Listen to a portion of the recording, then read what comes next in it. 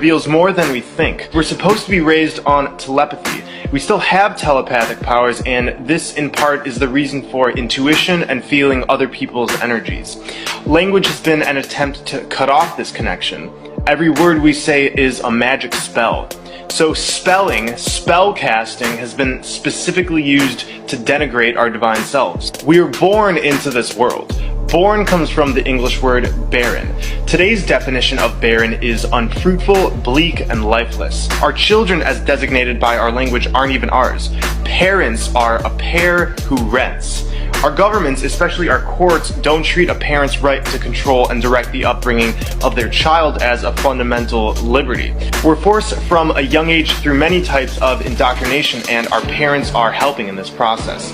Look at the word childhood. A hood is used to cloak and hide. The etymology of children is chill and dren. Chill means cold. Dren is a name meaning a strong and healthy individual. So children are strong individuals who must be chilled, made cold.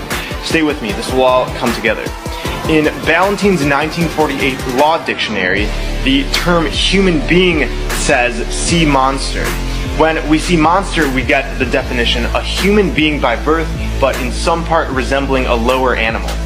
In the Oxford New English Dictionary of 1901, a human is defined as belonging or relative to man, as distinguished from God or superhuman beings. So these definitions are telling us we're monsters and have no inherent divine qualities. The word live backwards is evil. Our language is telling us we're born as monsters who are bleak and lifeless to a pair who rents us out to the government and other corporations that indoctrinate us. Our childhood is spent under a cloak so our divinity will be hidden from us, and we're evil when we live. Our sentences are made up of words. The word sisters in Greek mythology were fates or witches who controlled the fates of man. Every word we say directly affects our reality and ultimately our fate.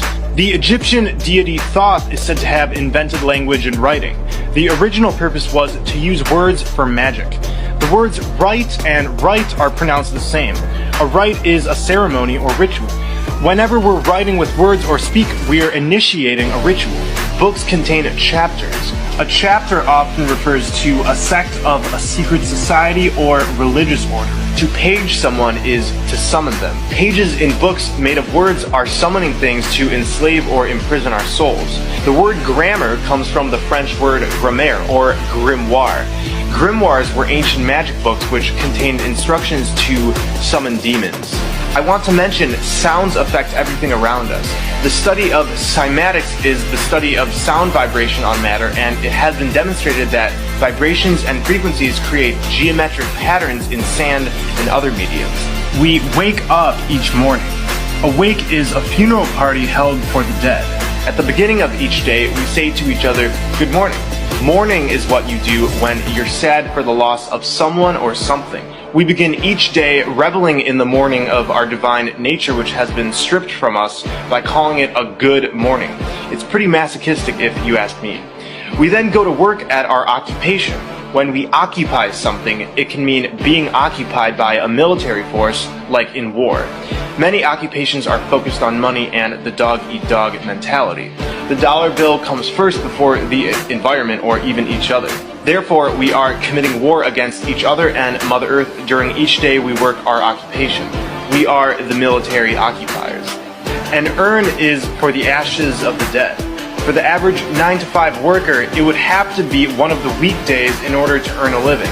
I agree, you would have to be in a weekdays to earn a living. During the week, we become weaker and weaker until finally it's the weekend, and we have become weakened.